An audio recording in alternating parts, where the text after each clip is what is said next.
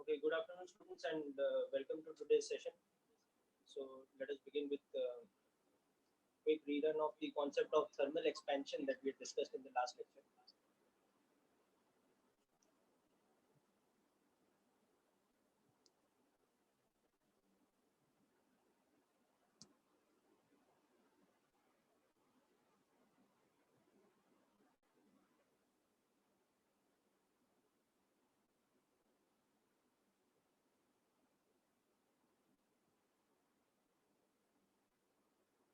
So we had seen the principle of linear expansion was given by the formula.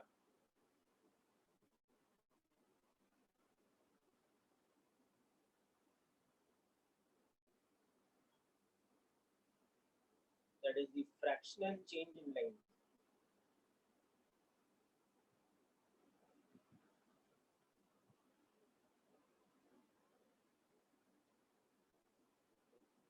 is equal to coefficient of linear expansion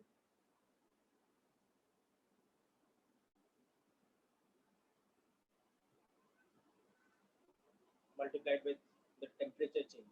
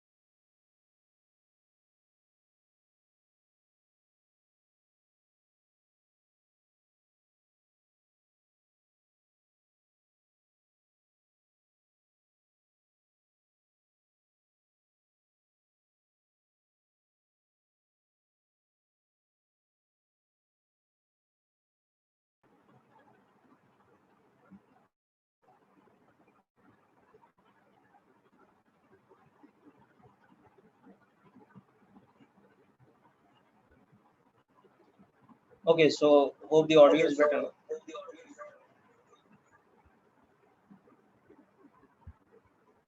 Think you should be able to hear normal now.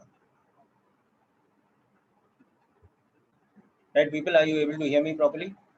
Yes, okay, good.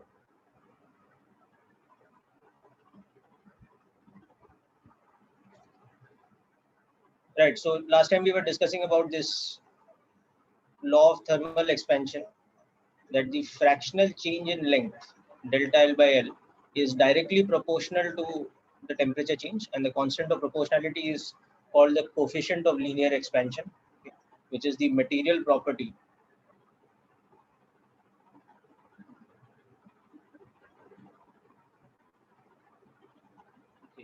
for the body in concern.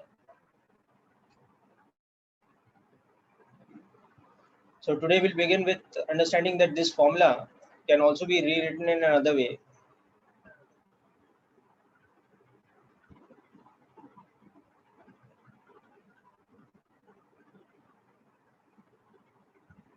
Yeah, this formula can also be expressed in another way like this, that if the length is equal to L naught at some temperature T naught, and it is equal to LT at a new temperature T naught plus delta T, then delta L by L is equal to alpha delta T, means that the change in length divided by the original length will become alpha into change in temperature, or alpha delta T. So this can also be expressed in this manner, that the new length at the temperature T is equal to the original length at T naught into this factor of 1 plus alpha into T minus T naught, or 1 plus alpha into delta T. So this is just another way of writing the same formula which we've written above, that fractional change in length is alpha into delta T. But this is written in such a way that we can directly calculate the length at the new temperature using either of these two formed. So just make a note of this also quickly.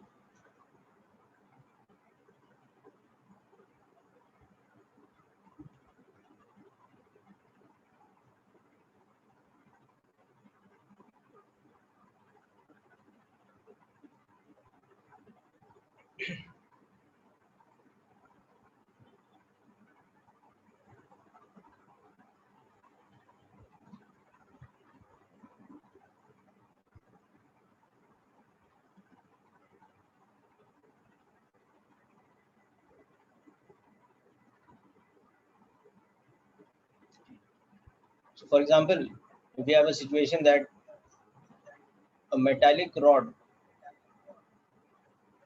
has a length of 50 centimeters at an initial temperature of 0 degrees C and a new length of this much at a new temperature of 175 degrees C, then calculate alpha, the coefficient of linear expansion for the metal.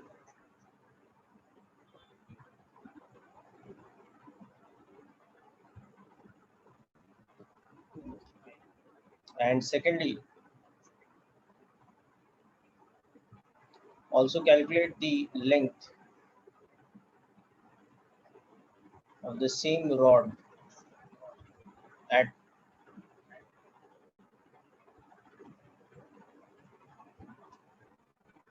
temperature of 50 degrees C and at a temperature of minus 75 degrees C. So just try out this question, should be fairly easy to work out.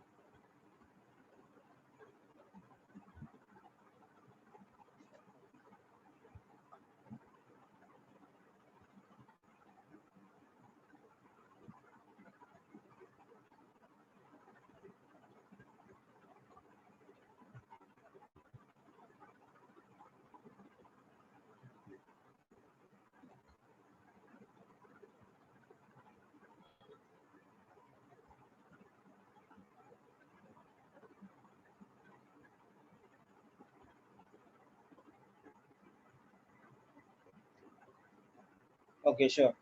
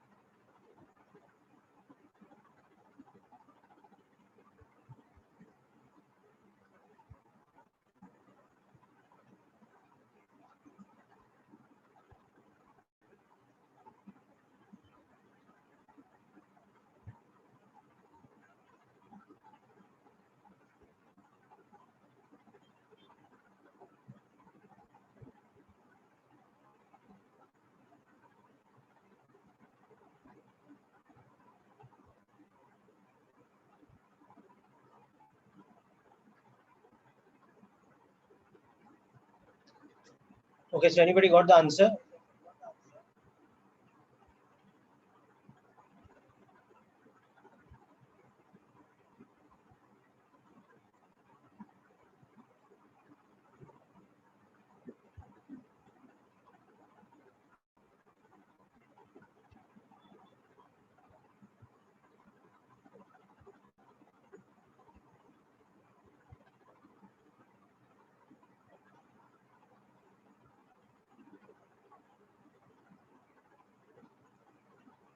You've calculated the change in length. No, I'm asking for the final length, beta.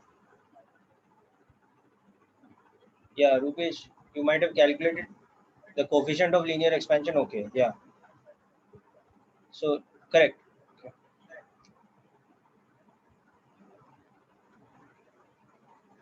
So for the first part, you can see that we can just use this formula.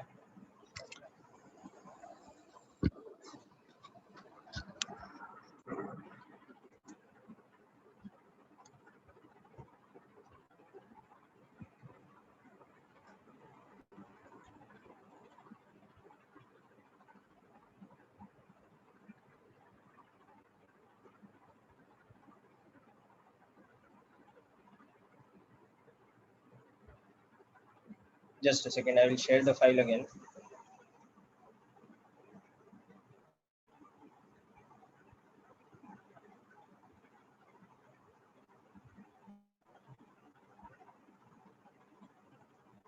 Yeah, so for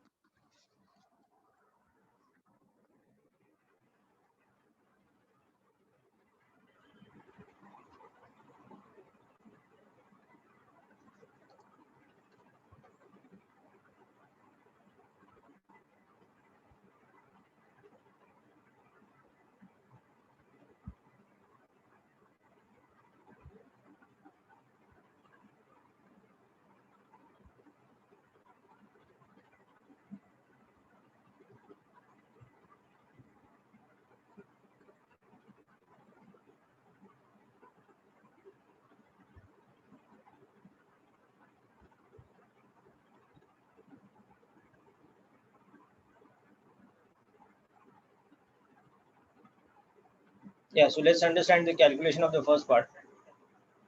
So we will use precisely this formula that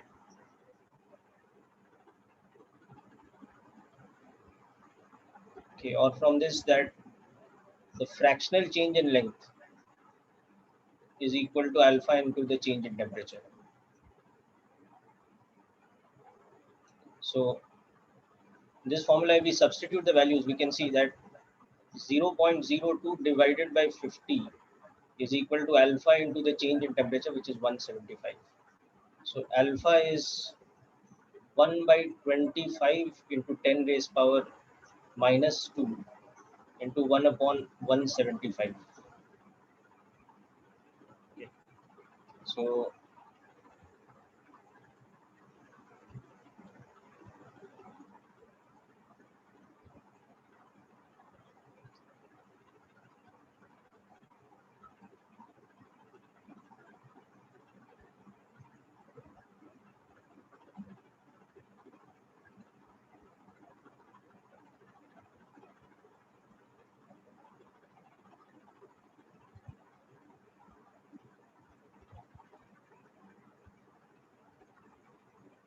I mean, this is just a easier way of solving this.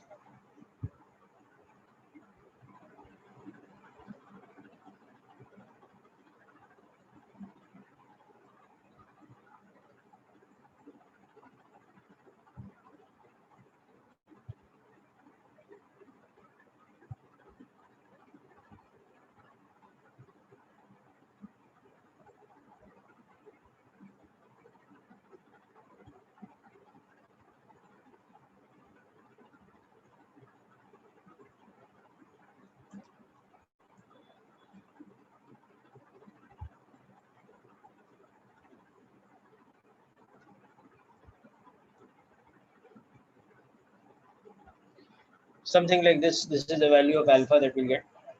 2.28, 2.3. Yeah. Better approximation of it is 2.28 actually. So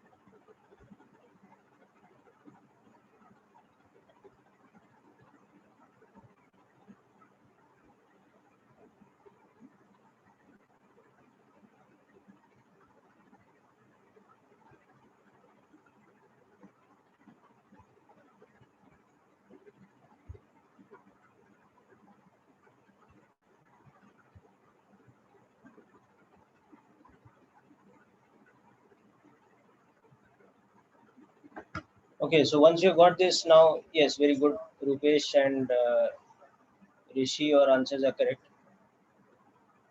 So you can calculate the length at the new temperature. So for example, at T1 equal to 50 degrees C,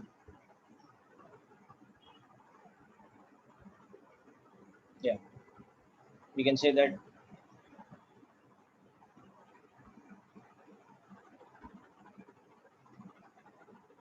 there's one simple way we can calculate.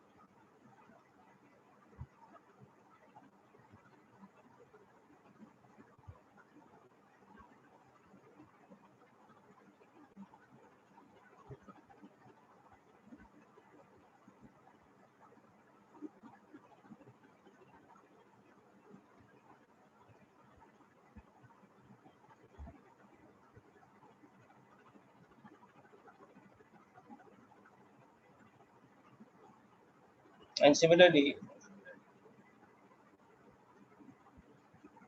at T2, let's say, which is minus 75 degrees C,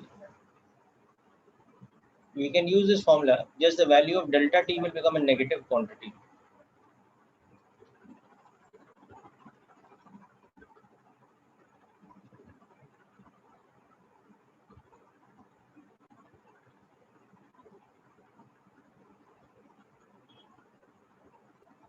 To minus 75, the change in temperature. So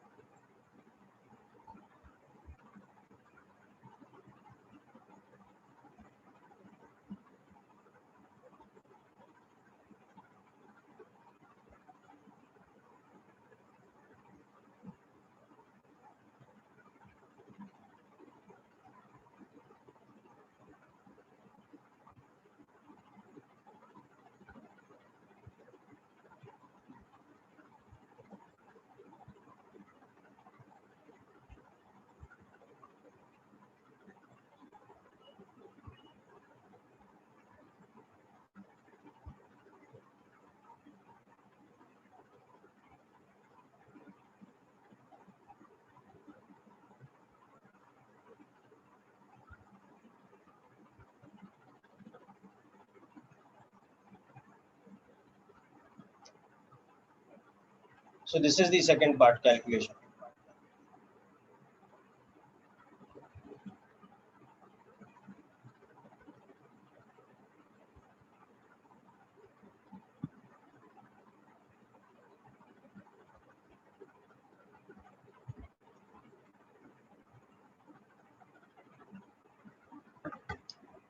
Okay, now next we'll see an interesting application of this concept.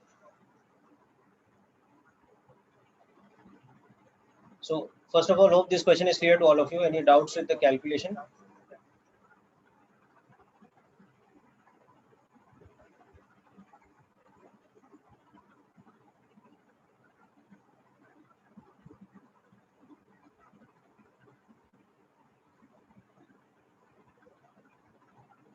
Okay, very good. Okay, now next, let's look at an interesting application question. So in this, what we are having is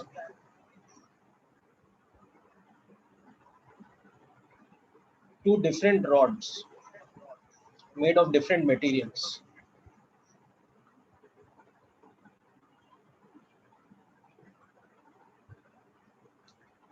Okay, I shall explain the second part. We'll come back to this. Let's just go through this.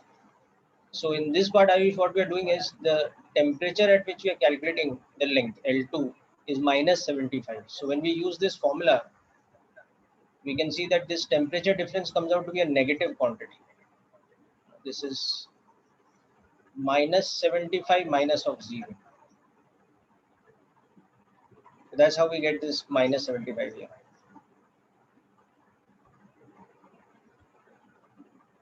So hope this is clear. You understood why this is happening. Okay. Okay, let's come back to this new question.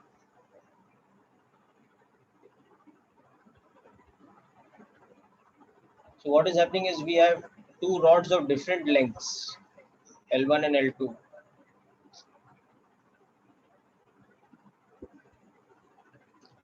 And they are made of different materials. So let's say L1 is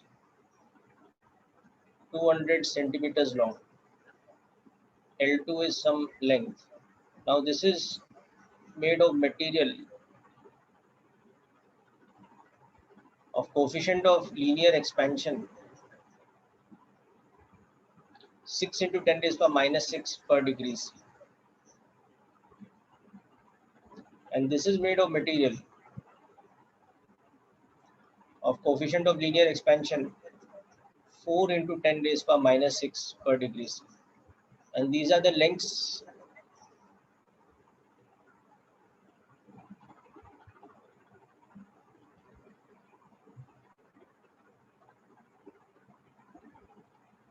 of different metals at the initial temperature of, let's say, 5 degrees C. Now we have to find the value of L2 such that the difference in their lengths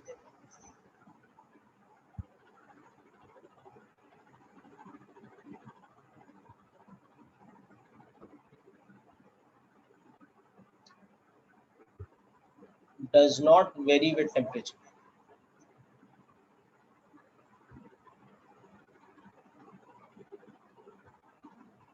Okay. In other words, the modulus of L2 minus L1, this quantity is independent of temperature.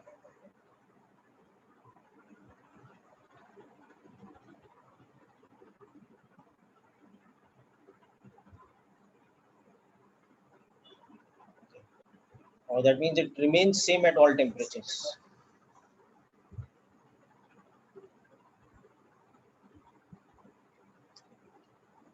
So when you make the condition for this mathematically, you'll understand how this is happening, because otherwise it's a little difficult to visualize that if. So what's happening is both the rods are expanding in length with increase in temperature or contracting in length with decrease in temperature, but they should somehow do it in such a way that the difference in their lengths that remains constant. That does not change with temperature. So at a higher temperature, L1 would have become longer than its original value. L2 would have become longer than its original value. But the difference in their lengths should not have changed. So that is the meaning of the question here.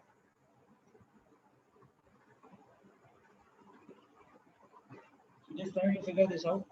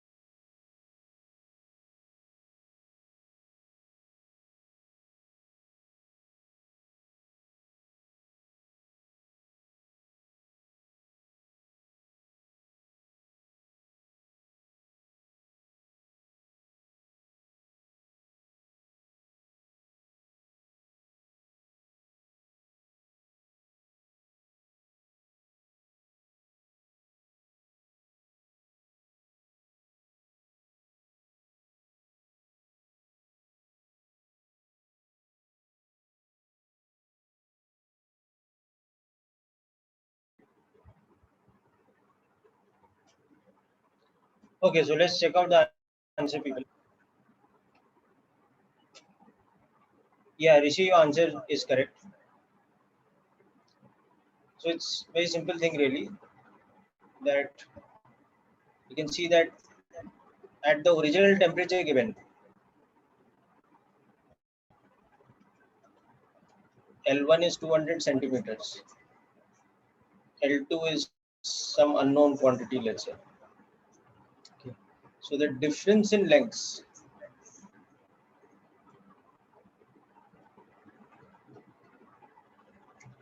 now at some different temperature,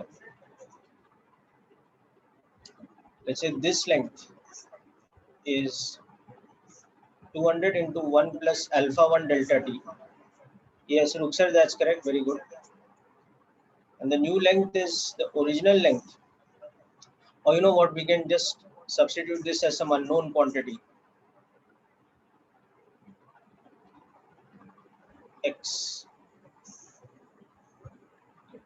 So this is going to become x into 1 plus alpha 2 delta t. So now the new difference in length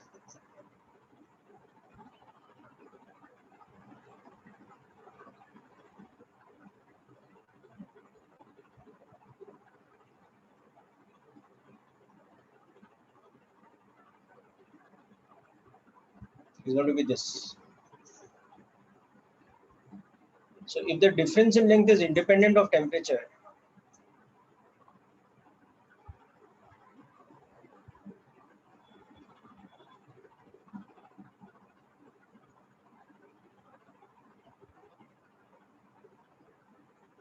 it's independent of temperature, then the difference of L2 prime and L1 prime should be equal to the difference of L2 and L1 for all possible values of delta t.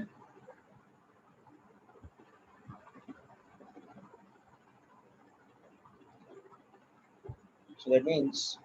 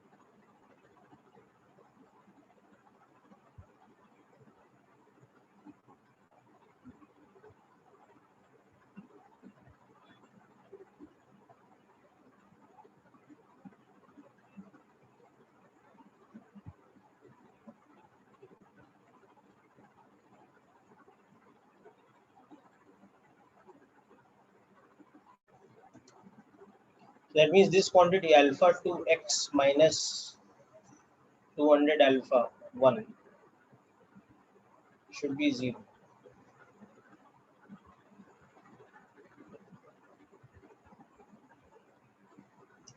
So now we'll just substitute the values of the coefficients of expansion which are given. So 6 and 4 into 10 raised power minus 6.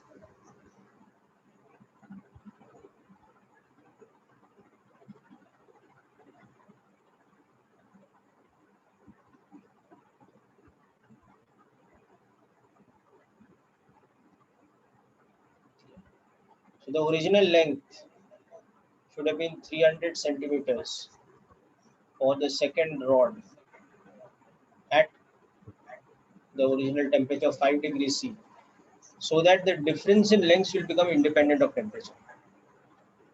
This is the necessary condition for the difference in lengths to be independent of temperature.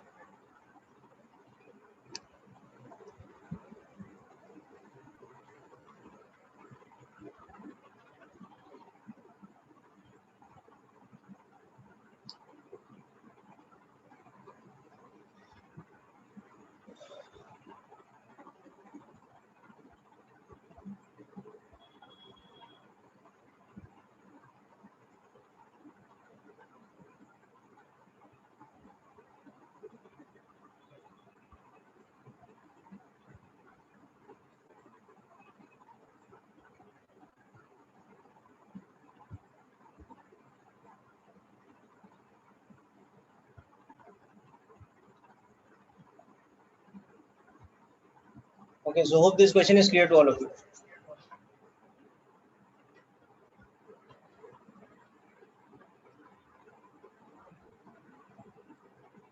Now let's understand another question. Yeah, it's okay. No? So if the difference in lengths is same, independent of temperature, so that means the change in length because of temperature change should be the same for both of them. So it's all right, Kunj, you can do that also.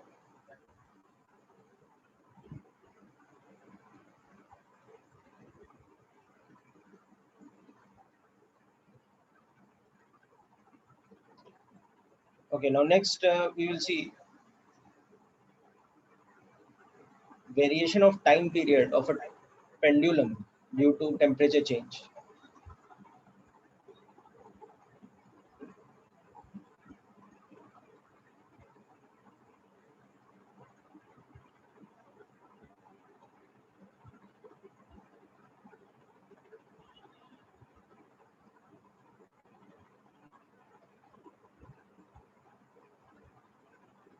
Okay, so how the time period of a pendulum can vary because of temperature change. So suppose we have the case of a simple pendulum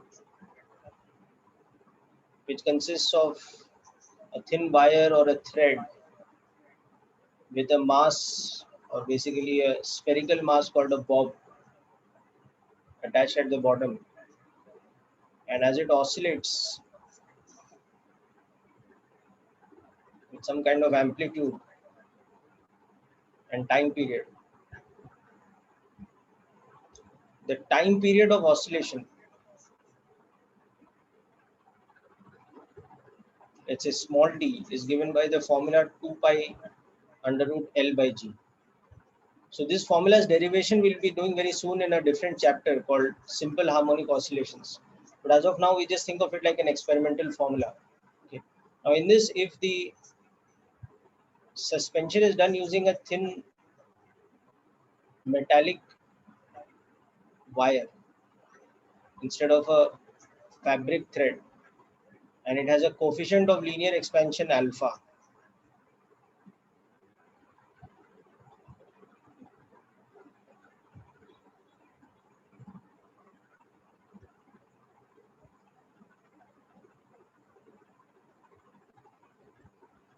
okay, then we can see that then the time period is supposed this much at t equal to t naught, and the time period becomes this much at t equal to t naught plus delta t. So we can see that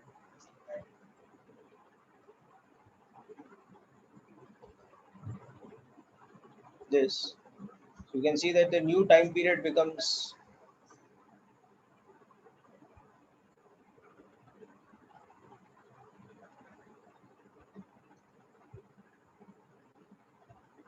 like this.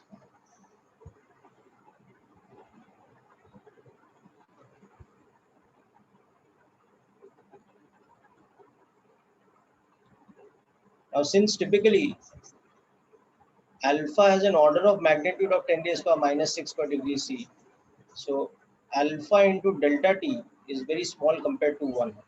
So square root of 1 plus alpha delta t, or 1 plus alpha delta t whole to the power minus, sorry, whole to the power half, can be approximated as 1 plus 1 by 2 alpha delta t.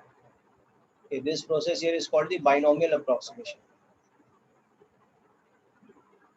Comes from binomial theorem.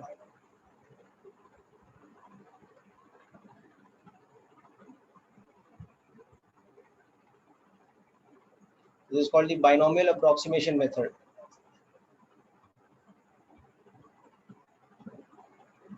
So this is something that is very useful while solving these type of problems. So the binomial approximation method is basically like this, that 1 plus x to the power n can be approximated as 1 plus nx, provided x is very small compared to 1. Okay. So for example, 1 plus 0.02 cube is going to be approximately 1 plus 3 into 0.02. Okay. And you can check this calculation using your calculator. You will see this is more or less accurate. So over here, this power is going to come inside here. 1 plus alpha delta t to the power half. So what we do is we bring this power inside over here. So this becomes approximately 1 plus half into alpha delta. Okay. So that's how we get this relation now, that the new time period is the original time period into 1 plus half of alpha delta. Or from that we understand that t minus t naught upon t naught is 1 by 2 alpha delta t, or the fractional change in time period is half the fractional change in length, is half alpha delta t. So another way to understand this is, since L is, or since time period is proportional to L to the power half, therefore fractional change in time period will be half of fractional change in length. Okay, so that's another way to understand this result.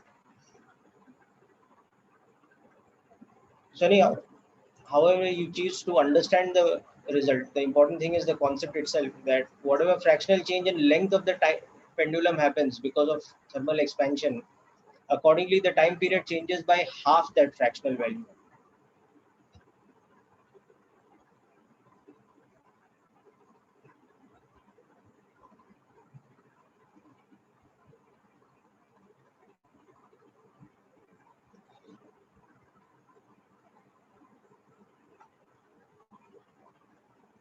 So just make a note of this section. We'll discuss a numerical problem or two. This is an important application of thermal expansion.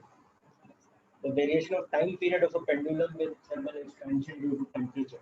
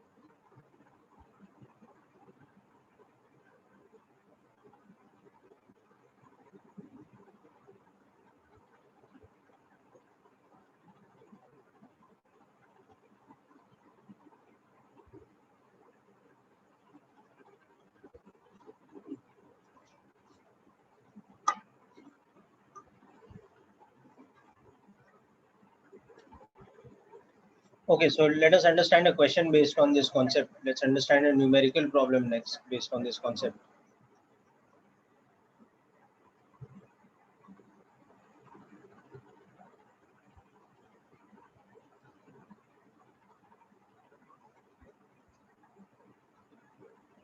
So clock, or you can say a pendulum based clock,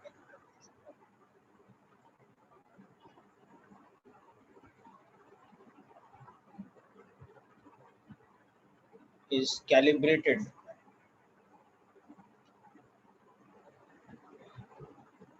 to measure perfect time at a temperature of,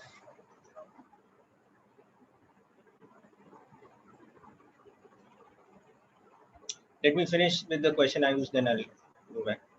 So it is calibrated to measure perfect time at a temperature of 2 degrees C. Okay. And its pendulum is made of metal of alpha equal to 8 into 10 raised power minus 6 per degree C. Find the percentage change in the pendulum's length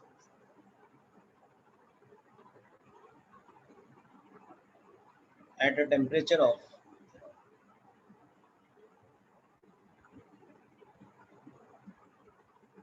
52 degrees C.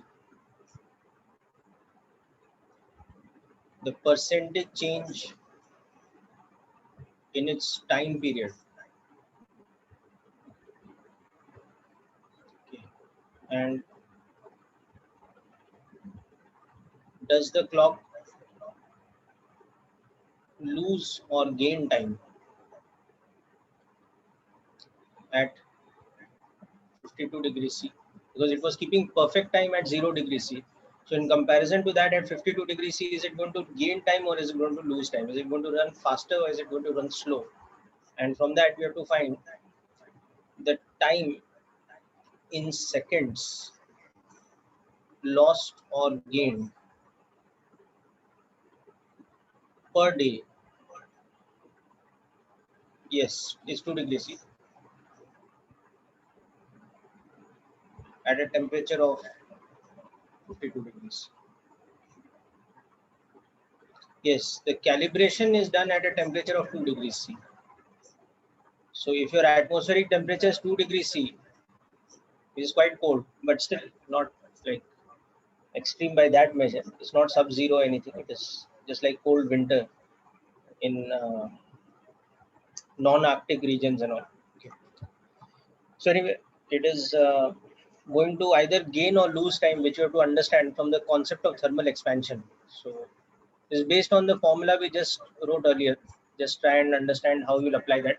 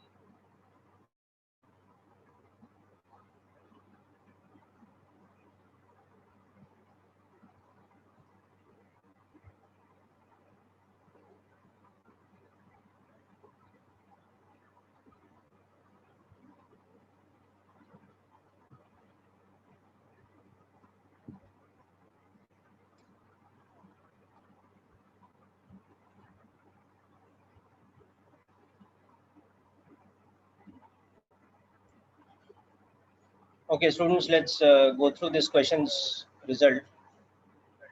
So what is the percentage change that you are getting for the length? That will be the fractional change expressed as a percentage.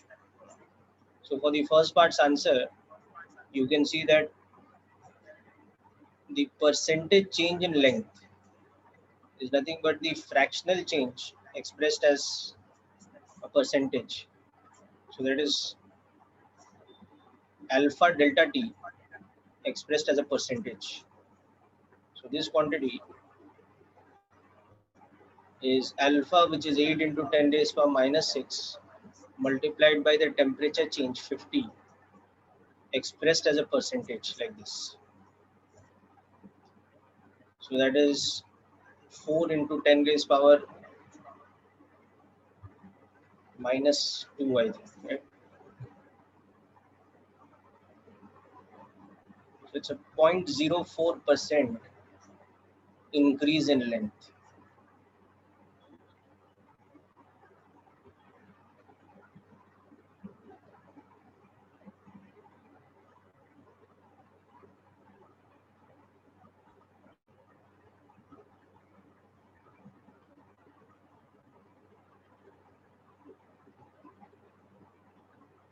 So Rishi, just check your answer once more.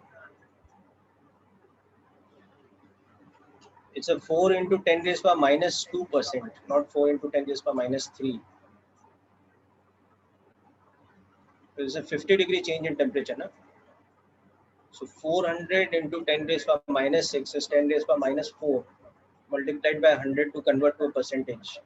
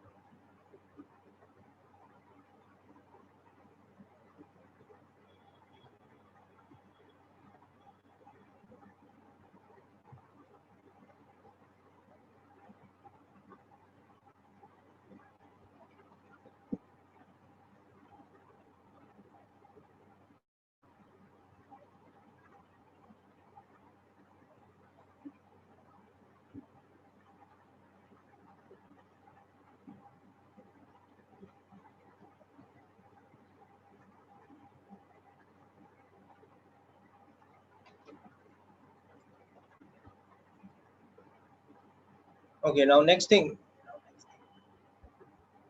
you'll see that since time period is proportional to L to the power half, therefore the fractional change in time period is half of the fractional change in length. Therefore, the fractional change in the percentage change in time period will be half of the percentage change in length. Okay. So there will be a 0.02% increase in time period. So the time period of the pendulum increases by 0.02%. So that means the clock will run slower now, because the time period is increased. So it's taking longer for the pendulum to oscillate. Each cycle is taking longer. So the clock is running behind time.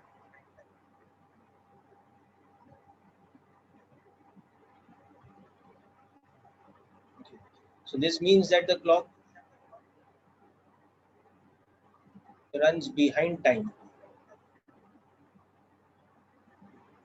or it slows down, or it loses time at the rate of 2%, or at the rate of 0.02%. So that's also an important conclusion over here. Okay.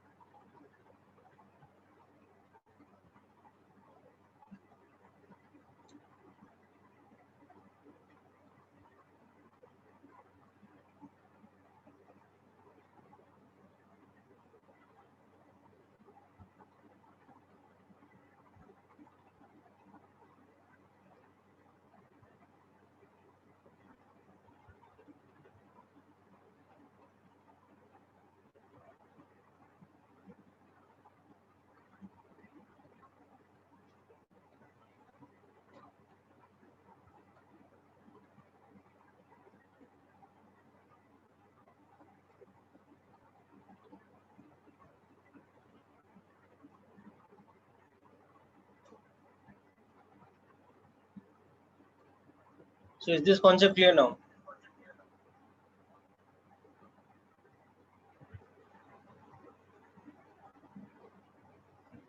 Hope all of you understood that it's not going to gain time, it's going to lose time, because the pendulum is moving slower. Na? Longer time period means it loses time. Na?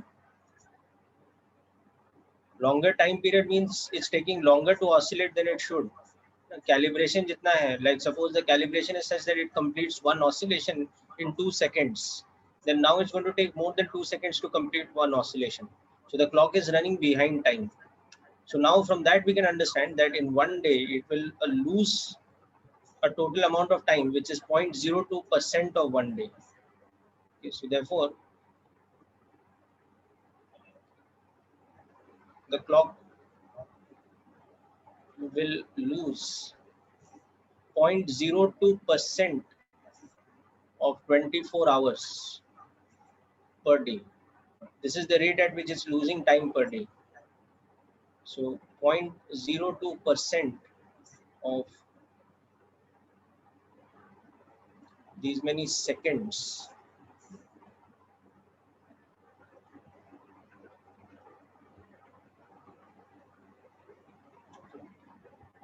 So you can see it is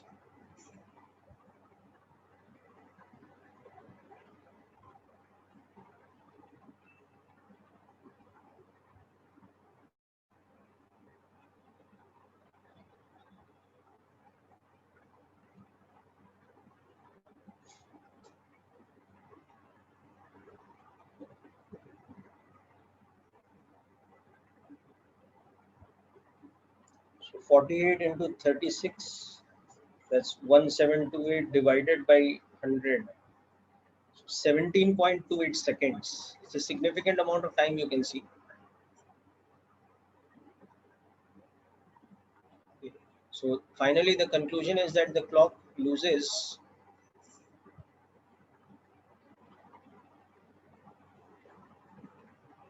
time at a rate equal to 17.3 seconds nearly per day.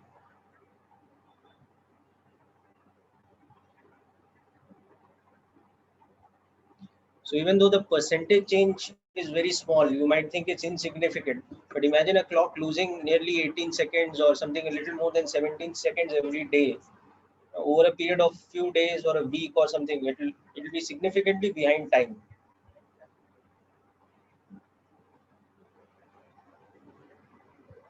So this is something that you can see in practical everyday life, how the phenomena of thermal expansion becomes something significant in precision instruments.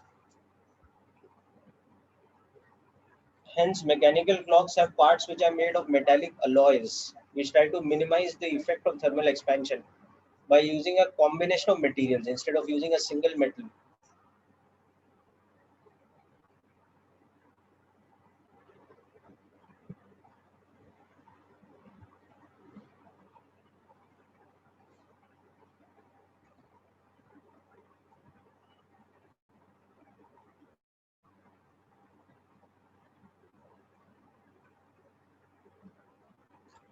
No, if the temperature decreases, then the time period will decrease. So in that case, a clock will gain time. Are you understanding? If suppose the temperature went sub-zero or something, and because of that the pendulum became shorter, then now it would start oscillating faster. So the clock is running further ahead of time. It's gaining time instead of losing time. Whereas here, what is happening? The temperature is increasing, so the pendulum is slowing down because it has become longer. So the clock is losing time. So if you go below the calibration temperature, then the clock starts running faster. It starts gaining time. Whereas if you go above the calibration temperature, then the clock starts losing time because it starts running slower. So this is the important concept to remember over here. Okay. So JEE mains level, especially a lot of direct questions come on this. So just remember this concept that time period is proportional to square root of length. So the fractional change in time period is half of the fractional change in length. So that is half of alpha delta T, delta into change in temperature. Or you can say that the percentage change in time period is half of alpha delta T converted into a percent. So for delta t being positive, okay, delta small t is also positive. Okay. So the clock or pendulum runs slower. It loses time because its time period has increased. Whereas for delta t being negative, delta in the time period is also negative. So in such a situation, the clock or pendulum will gain time.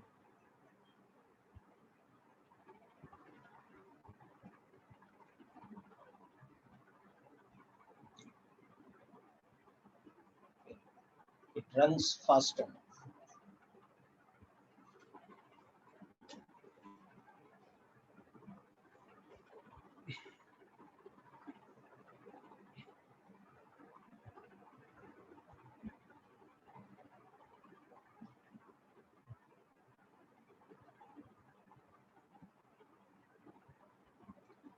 So anyhow, this is about the relationship of thermal expansion with time period of a pendulum. Okay.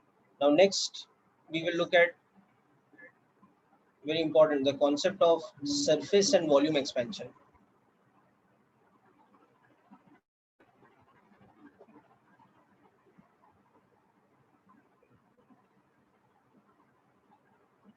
So any surface area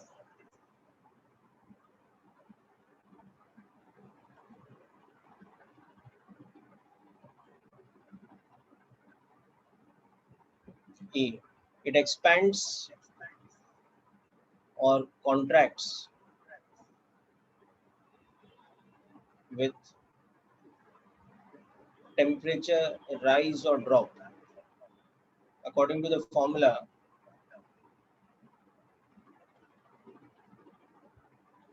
very similar formula to linear expansion, where beta is called the coefficient of surface expansion. Alpha was the coefficient of linear expansion, and beta is equal to twice of alpha for any material. Now I'll explain how this works out in just a moment. So whatever is the coefficient of linear expansion for, let's say, copper, the coefficient of surface expansion will be double of that. Or whatever is the coefficient of linear expansion for wood, let's say, the coefficient of surface expansion will be double of that. Okay, this is a universal law, and I'll explain the working of this in just a moment. Just note this down first.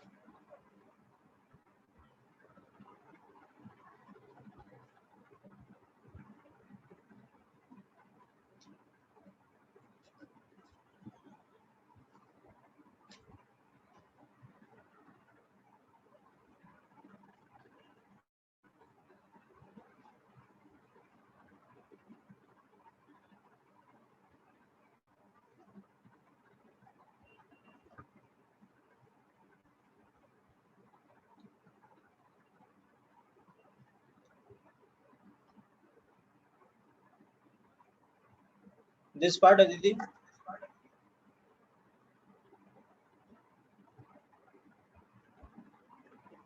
Okay.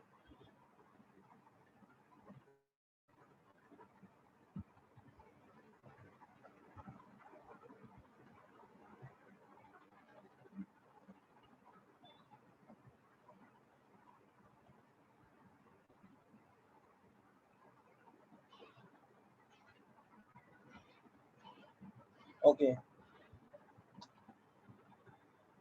Let's come back to surface expansion.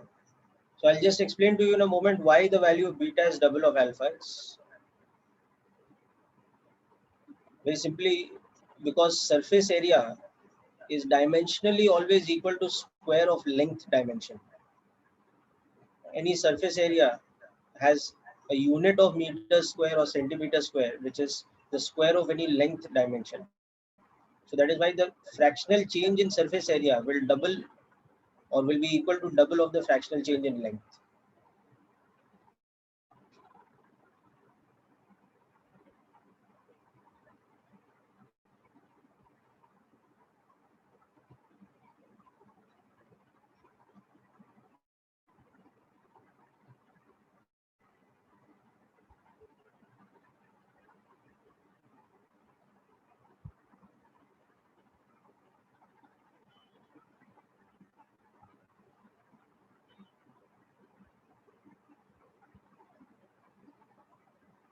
No, see, we are talking about fractional change, na beta. So it doesn't become squared. So I'll explain in just a moment. Okay, so this occurs because,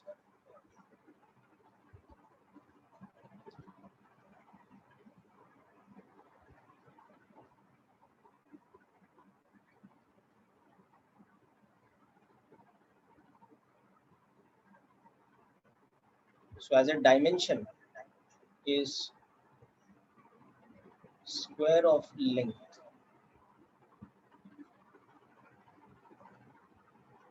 as a dimension. Okay, so let's understand this with a simple example. Suppose we have a rectangular metallic plate. Okay.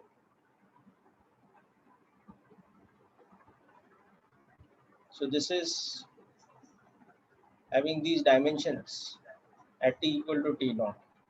So the area is equal to L naught into B naught. Now, let's say we increase the temperature. So both the linear dimensions will increase, and accordingly the surface area will also increase. So let's say this is expanded to L by B at T naught plus delta T. So the new area has become L into B. Okay. Now L is L naught 1 plus alpha delta T. B is equal to B naught 1 plus alpha delta T. And A should be equal to A naught 1 plus beta delta T. Okay. So if this is a metallic plate,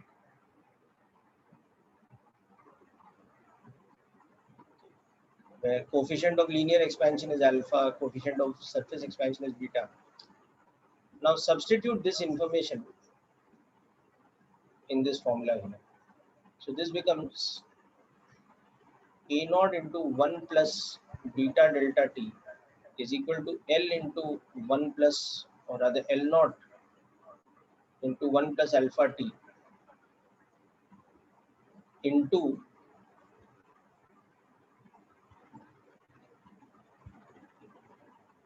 B naught into 1 plus alpha delta T. So you can see that A naught 1 plus beta delta T is L naught B naught into 1 plus alpha delta T whole square. Now this is where binomial approximation comes in. So alpha delta T is much smaller than 1. So therefore,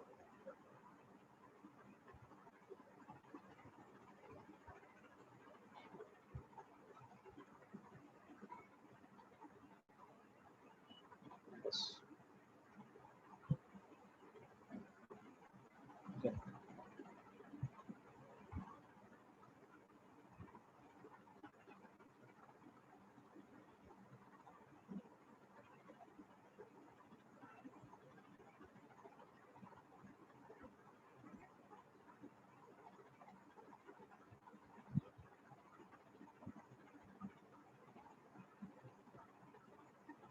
So since A naught's value was L naught into B naught, so beta's value should be equal to 2n. This is the proof of this. It's a simple mathematical proof really. So this is what we mean by saying that if the length dimension increases by a fractional change of alpha delta t, then the surface dimension will change by a fractional amount of 2 times alpha delta t.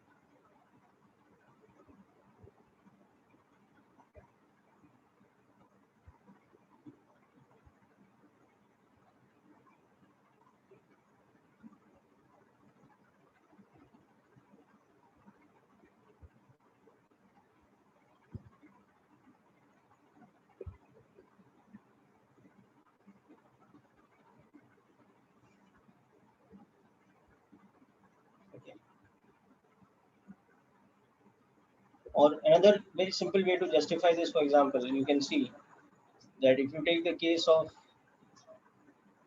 a disk of radius r,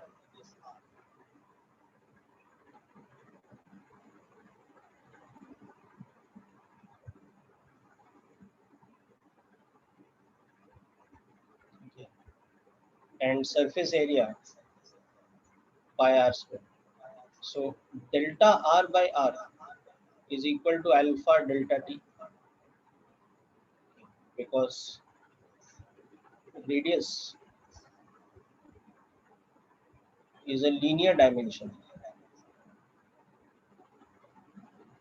So it will expand according to coefficient of linear expansion.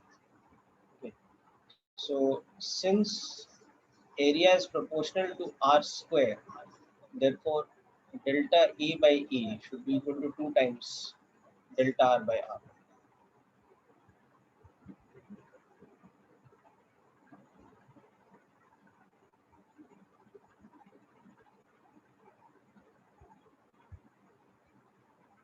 Okay. Just like earlier we had seen that time period is proportional to T to the temperature, or rather length to the power half. So this automatically implied that the fractional change in time period is half the fractional change in length. So like that here area is proportional to square of radius or square of some kind of length. So fractional change in area will become 2 times the fractional change in radius.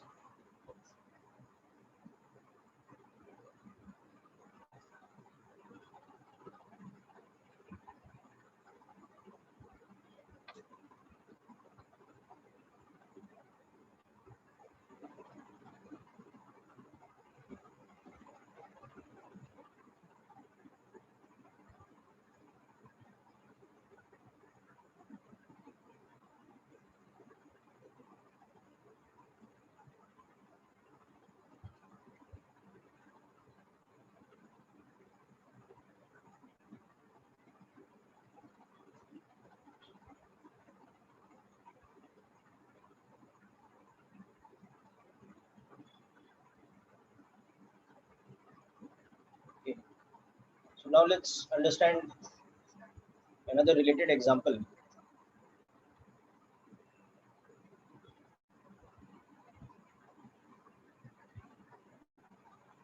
Okay, I'll scroll back up. Just let me finish writing down this example. So suppose we have a rectangular metallic plate with a round hole or a round cavity in it.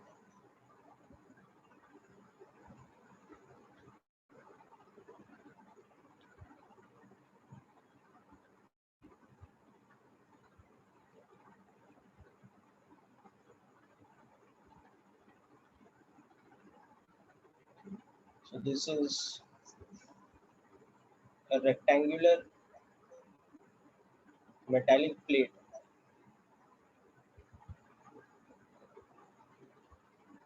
with a round hole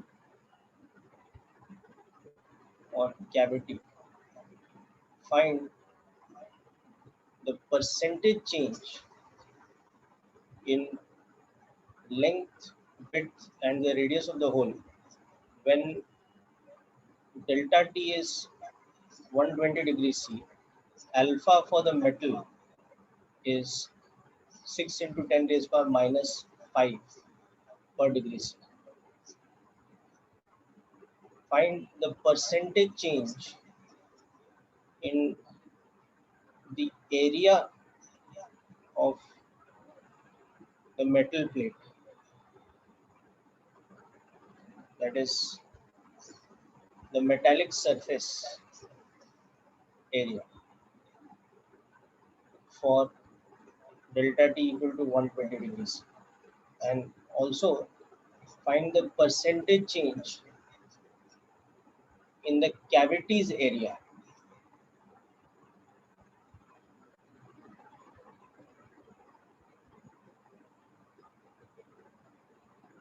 or the same change in temperature.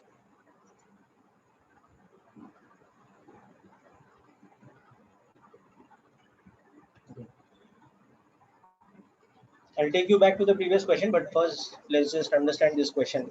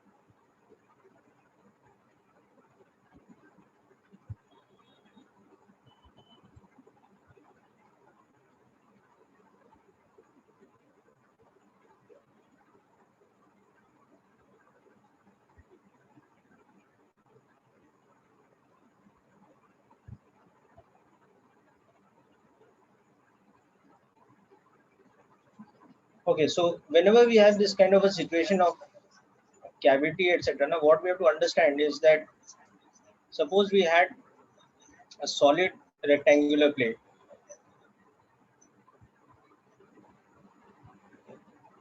Suppose there was no cavity and its dimension was L naught by B naught and its area was therefore L naught B naught at a temperature of T naught.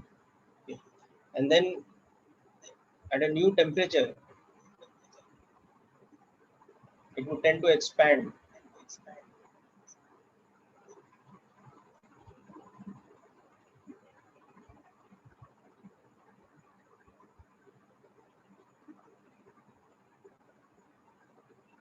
So we have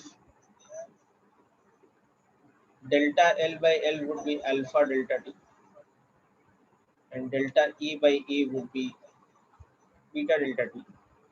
The fractional change in the width would also be alpha delta T because that's also length dimension.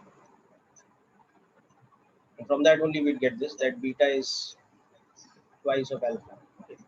Now, suppose we also had separately a metallic disc.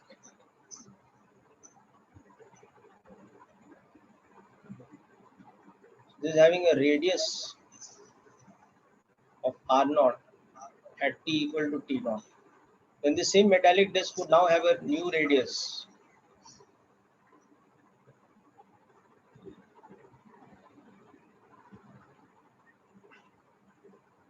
of R,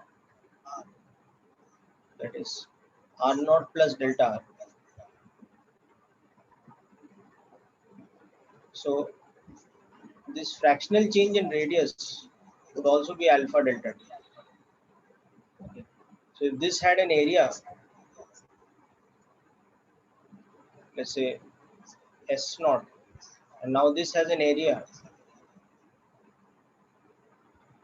S, then delta S by S would also be beta delta T. Okay. Or S would be equal to S naught.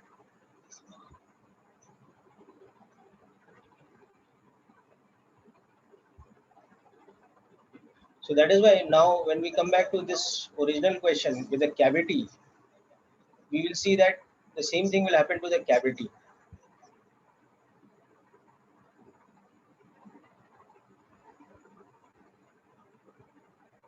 This is the original dimension.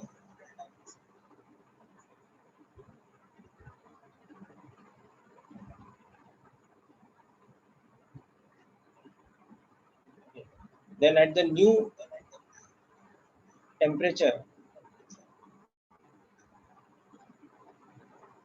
the outer perimeter of the rectangle would increase just like a solid metallic plate without any cavity, and the cavity would expand just like a normal disc would have expanded of that same size.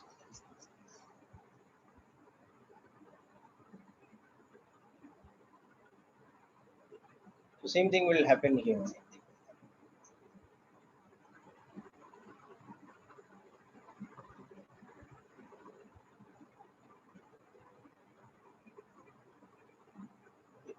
So L will be equal to L naught, 1 plus alpha delta T. B will be equal to B naught, 1 plus alpha delta T. R would be equal to R naught, 1 plus alpha delta T. Okay. The area of the cavity S pi R square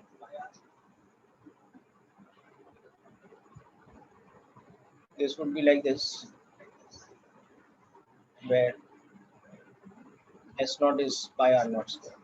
Okay, and the area of metallic surface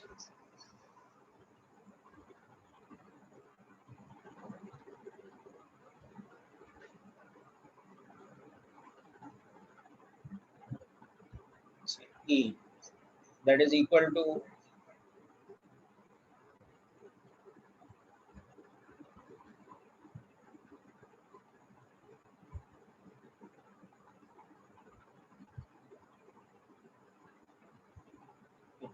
this would be equal to A naught, 1 plus beta delta T, where A naught would have been the original area of the metallic surface, like this. Okay.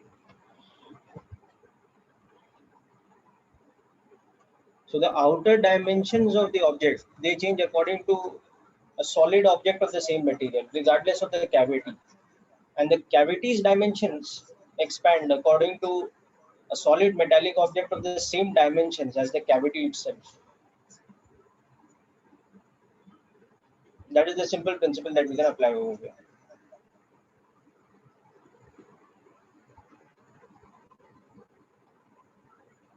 Okay, so with that, people, we will conclude today's session, and in the next lecture we will pick up the concept of volumetric expansion also, and from that the variation of density with change in temperature.